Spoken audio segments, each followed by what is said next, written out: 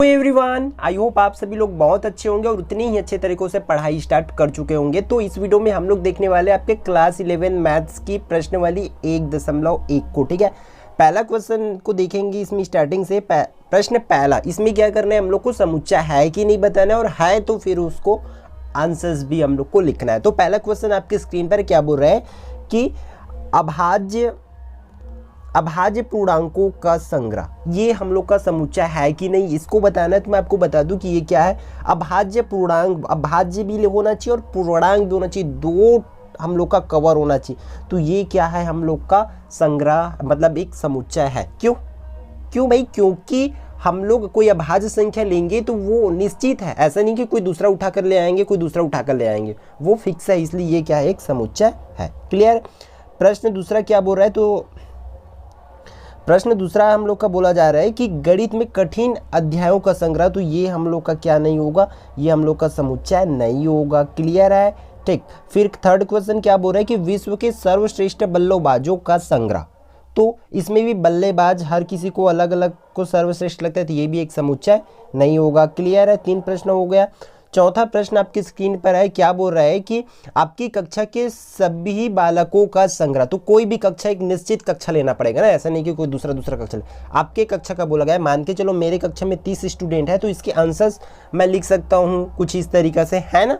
तो A= करके हम लोग को ये ब्रैकेट में रखना ही पड़ता है, तो हम लोग इस तरीके से इसका आंसर लिख सकते हैं। प्रश्न पांचवा क्या बोल रहा है कि 100 से कम सभी प्राकृत संख्याओं का, तो ये भी एक समुच्चय तो होगा हम लोग का, फिक्स है। प्राकृत संख्या बोलते हैं 100 से कम, वो फिक्स है, ऐसा नहीं कि दूसरा नंबर आ जाए, है ना। तो ये भी एक समुच्चय है, तो इसका आंसर हम लोग इस तरीके से लिख सकते हैं। फिर छठवां क्या बोल रहा है, वर्ष के ऐसे सभी महीनों का संग्रह जिसमें 31 दिन हो, तो वो फिक्स है, जिसमें 31 दिन होता है हम लोग उसी को लिखेंगे, है ना। तो ये भी एक समुच्चय है और इसके आंसर हम लोग इस तरीके से लिख सकते हैं इसका। क्लियर है, ठीक।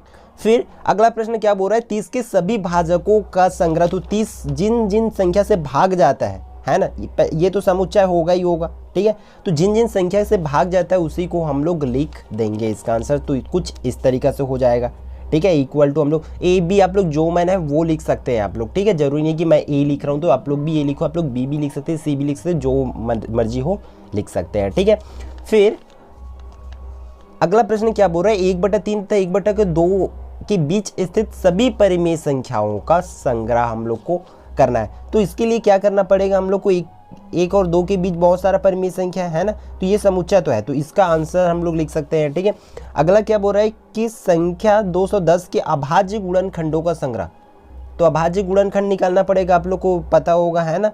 इस तरीके से हम लोग निकालते हैं ना, तो वैसे निकालना पड़ेगा, तो फिर इसका आंसर हम लोग ऐसे लिख सकते हैं, ठीक। अगला प्रश्न, लास्ट प्रश्न क्या बोल रहा है, समीकरण के मूलों का संग्रह, तो इसको हम लोग को समीकरण, ये तो समुच्चय बनेगा, क्योंकि जो समीकरण हल करेंगे उसका जो मूल है वो फिक्स होगा, ऐसा नहीं है कि अलग अलग आएगा, है ना। तो 2 मूल आएगा इसका, तो उसका मूल का आंसर हम लोग लिख सकते हैं इसमें इस तरीके से कंप्लीट की क्या होगा करके, क्योंकि इसको हल करेंगे तो इसका मूल आ जाएगा, है ना, तो वही इसकी आंसर हो जाएगी, ठीक है। क्या बोल रहा है, निम्नलिखित समुच्चयों को रोस्टर फॉर्म पर लिखना है, रोस्टर रूप में लिखना है, ठीक है। या इसी टाइप का क्वेश्चंस आपको बनने वाला है पूरी तरीके से, इस प्रश्न वाली से जो आएगा वो इसी टाइप से आएगा। पहला क्या बोल रहा है, x एक पूर्णांक है तथा हम लोग को देखो, हम लोग को A= लिखना है, ठीक है। तो उसमें देखो इस कंडीशन को भी फॉलो करना चाहिए, वो हम लोग का मूल आएगा, इस समीकरण को हल करेंगे तो x का कुछ ना कुछ मान आएगा, तो हम लोग इसमें लिख सकते हैं कंप्लीट इस तरीके से A= 1 और -2, ठीक है। फिर दूसरा प्रश्न क्या बोल रहा है, x एक घन पूर्णांक है। अब देखो इसमें इस कंडीशन को पूरा होना चाहिए, x का मान ऐसे लेना है कि x का स्क्वायर करेंगे, ठीक है, तो वो जो है एक का वर्ग करेंगे तब एक ही होगा, 2 का वर्ग करेंगे तो 2, 3 का वर्ग करेंगे तो हम लोग का 9 हो जाएगा। तो 40 से ज़्यादा वो नहीं होना चाहिए, ऐसी संख्या को लेना है, तो इसका आंसर इस तरीक़ा से हो जाएगा, ठीक है। अगला प्रश्न क्या बोल रहा है, x एक विषम अभाज्य संख्या है जो कि 25 से कम है। मतलब यहाँ पर हम लोग को देखो क्या क्या चीज़ है, विषम भी होना चाहिए, अभाज्य भी होना चाहिए और 25 से कम, 3 कंडीशन फॉलो होना चाहिए। और साथ ही साथ देखो विषम कौन कौन सा है, 2 तो नहीं है, 3 है, अभाज्य संख्या का समूह लेना पड़ेगा, तो इसकी आंसर हम लोग का हो जाएगी A= 3, 5, 7, 11, 13, 17, 19, 23। 25 से कम बोले ना, तो हम लोग इतने को लिखेंगे इसमें, ठीक है। अगला प्रश्न क्या बोल रहा है कि x जो है देखो यहाँ पर क्या है, एन, एक्स कोलन एन दिया है ना, मतलब एन जो है यहाँ पर प्राकृत संख्या है, ठीक है। तो हम लोग को ऐसा लेना है, एक्स के मान को एक्स के क्यूब में लेना है, ठीक है। तो हम लोग इसमें कहीं कहाँ तक जाएगा ये बताया नहीं गया, तो हम लोग स्टार्ट यहाँ से 1 की घात 3, 2 की घात 3, 3 की घात 3, 4 की घात 3 ऐसे लिख सकते हैं, ठीक है। इसमें अगला प्रश्न क्या बोल रहा है, इक्वल टू त्रिगोनोमेट्री दिया है, तो शब्द के सभी अक्षरों का समुच्चय लिखना है। तो ये जाहिर सी बात है कि हम लोग को इस तरीके से लिखना होता है कि कोई शब्द जो है दोबारा रिपीट ना हो, ठीक है, रिपीट नहीं होना चाहिए। तो इसके आंसर इस तरीके से हो जाएगा।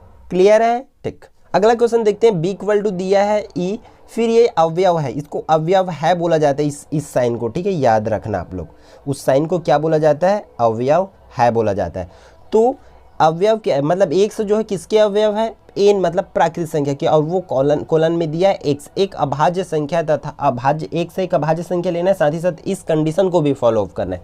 तो हमारा आंसर जो है इसका इस तरीके से हम लोग लिखेंगे, इसमें b बराबर दिया तो हम लोग b इक्वल टू ही लिखेंगे। तो देखो x का मान ऐसे लिखना है, तो अभाज्य संख्या b होनी चाहिए, है ना, तो उसको भी फॉलो अप करना पड़ेगा। तो हम लोग लिख सकते हैं 11, 13, 17 और 19 लिखेंगे इसमें, ठीक है। फिर इसमें देखो अगला प्रश्न क्या दिया, c इक्वल टू दिया, तो c equal to x colon x जो है किसके अवयव है, r का, ठीक है। तो इस तरीके से हम लोग x जो है x से बड़ा नहीं होना चाहिए, तो यहाँ पर हम लोग c इक्वल टू 0 लिख सकते हैं, या कोई ऐसे संख्या लिख सकते हैं जैसे कि थीटा हो सके, फाई हो सके, साई हो सके, इस टाइप से हम लोग इसमें लिखेंगे, ठीक है। इसमें लास्ट जो क्वेश्चन है वो बोल रहा है हम लोग का कि x जो है एक पूर्णांक संख्या तथा हम लोग को इस मॉड वाले को हल करना है ना। तो इसमें हम लोग इस तरीके से लिखेंगे इसका d इक्वल टू, ठीक है, ठीक।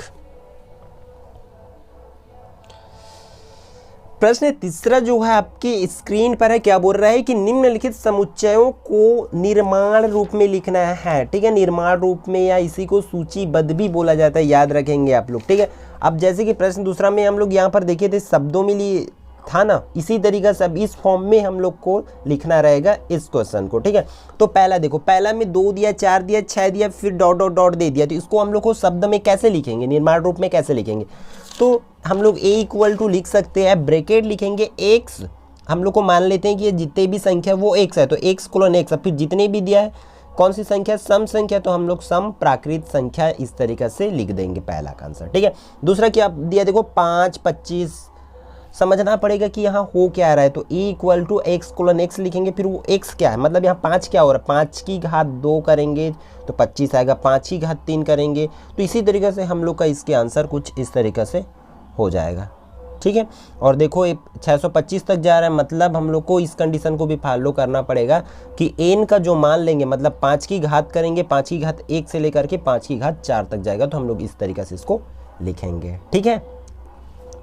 तीसरा प्रश्न है इसमें, तीसरा प्रश्न क्या बोल रहा है कि 5, 10, 15 फिर डॉट डॉट 100 तक गया, तो इसको कैसे लिख सकते हैं, 5, देखो ये 5 एक प्राकृत संख्या है, तो वो तो कर सकते हैं, 5 का गुणज लेंगे इसमें, है ना, तो equal to x colon x, फिर 5 का गुणज लिखेंगे, तो 5 का गुणज लेंगे, तो 5 में गुणा की कहाँ कहाँ तक होगा, 5 में पहले 1 के साथ गुणा करेंगे, 5 एकम 5 और लास्ट 100 होना चाहिए, तो 5 बीसम 100, तो 20 तक जाएगा ये, ठीक है। तो इस तरीके से लिखेंगे।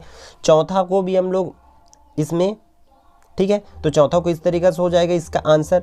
दूसरा में देखो सिर्फ 2 दिया है, तो 2 क्या है, एक अभाज्य सम संख्या है ना, तो x कोलन x अभाज्य संख्या लिख देंगे बस, ठीक है, अभाज्य सम संख्या वो भी, क्योंकि एकलौता सम संख्या है ये, है ना। आगे देखते हैं, इसमें आगे हम लोग का ये 0 वाला दिया है, तो इसको भी हम लोग इस तरीके से लिखेंगे, x colon x equal to 0, जो x है वो खुद ही क्या है, 0 है ना। फिर लास्ट क्वेश्चन इसमें क्या बोल रहा है, शब्द प्रोबेबिलिटी के सभी अक्षरों का समुच्चय, तो ये नॉर्मल से इसमें जो रिपीट नहीं होना चाहिए, ऐसा इन बातों को ध्यान रखना पड़ता है ना। तो हम लोग इसको निर्माण रूप में लिखना है, तो इस तरह से लिखेंगे x कोलन x प्रोबेबिलिटी करके। क्लियर है, ठीक। चौथा प्रश्न, चौथा आपकी स्क्रीन पर है, बोल रहा है कि निम्नलिखित समुच्चयों के सभी अवयवों को सूचीबद्ध, मतलब सूचीबद्ध और निर्माण एक ही होता है ना। तो या तो हम लोग इसको अब इस तरीके से लिखेंगे, कंप्लीट इसमें सूचीबद्ध बोला गया है, ठीक है, ये सूचीबद्ध, इसको एज अ रोस्टर फॉर्म लिखना पड़ेगा, है ना। तो हम लोग इसको a दिया तो a इक्वल टू लिखेंगे। देखो कंडीशन को समझना पड़ेगा इसमें, हर एक कंडीशन को कि बोल क्या आ रहा है, ठीक है। x जो है x का वर्ग है, लेकिन वो 10 से ज़्यादा नहीं होना चाहिए, साथ ही साथ i दिया है, मतलब वो एक पूर्णांक संख्या है ना। तो इस कंडीशन को फॉलो करना पड़ेगा, वर्ग भी करके देखना पड़ेगा। जैसे कि 1 का वर्ग करेंगे तो 1 आएगा, 2 का वर्ग करेंगे तो 4 आएगा, और 3 का वर्ग करेंगे तो 9, लेकिन 4 का वर्ग करेंगे 16, तो वो नहीं आएगा। तो हम लोग इसका स्टार्ट करेंगे a = -3 से लेकर के 3 तक हो जाएगा। क्लियर, ठीक। बी पे देखो इसका क्या बोल रहा है, x = x बराबर, इस कंडीशन को दिया। यहाँ पर हम लोग को n के मान को रखना है, पहले 1 रखना है, फिर लास्ट 5 तक रखते जाना है, तो इसके आंसर इस तरीका से हो जाएगा। ठीक, फिर आगे की क्वेश्चन देखते हैं। आगे का क्वेश्चन क्या बोल रहा है, प्रश्न इसमें सी से देखते हैं। x शब्द क्या MISSISSIPPI का अक्षर है बोल रहा है, इसको हम लोग को कोलन इसमें सूचीबद्ध रूप में लिखना है ना। तो इस तरीका से हो जाएगा C = MI, मतलब जो संख्या जो रिपीट नहीं होना चाहिए, जो वर्ड्स है वो रिपीट नहीं होना चाहिए, इन बातों का ध्यान रखना होता है, बस बहुत सिंपल है ना। तो इस तरीके से हम लोग इतने को कर लेंगे। ठीक है, इसमें चौथा का आंसर जो है रेडी आपकी स्क्रीन पर है। इसमें समझना इस कंडीशन को है, ठीक है, इस कंडीशन को हम लोग को समझना पड़ेगा कि हो क्या रहा है। वहाँ पर देखो x का जो वैल्यू है वो -3 से लेंगे और 7 से कम तक जाएगा, मतलब 7 से ज़्यादा नहीं होना चाहिए, वहाँ तक लेंगे। ठीक है, फिर पांचवा में देखो x कोलन, फिर इसका देखो ये सिंपल है बहुत, है ना, इस वाले में कि वो ये संख्या जैसे कि वहाँ पर रिपीट नहीं होना चाहिए, ऐसे देखते रहते नहीं, इस वाले में सिमिलरली इसमें भी रिपीट नहीं होना चाहिए, इन बातों को ध्यान में रखना है। तो E = हो जाएगा हम लोग का 1 2 3, क्योंकि इन्हीं शब्दों से ये संख्या जो है बना हुआ है। ठीक है, आई होप पूरी वीडियो आपके लिए यूजफुल होगा, तो अपने दोस्तों के साथ शेयर जरूर करेंगे, ताकि इस चैनल पर जो वीडियोस है वो कंटिन्यूसली लगातार आपके लिए आते रहे, जल्दी से जल्दी आप लोग की जो कोर्स है कंप्लीट कराया जा सके इस चैनल के माध्यम से। तो यदि आप चैनल पर नए होंगे तो चैनल को सब्सक्राइब करेंगे, ठीक है, और ज़्यादा से ज़्यादा शेयर करेंगे, लाइक करेंगे। तो मिलते हैं नेक्स्ट वीडियो पर।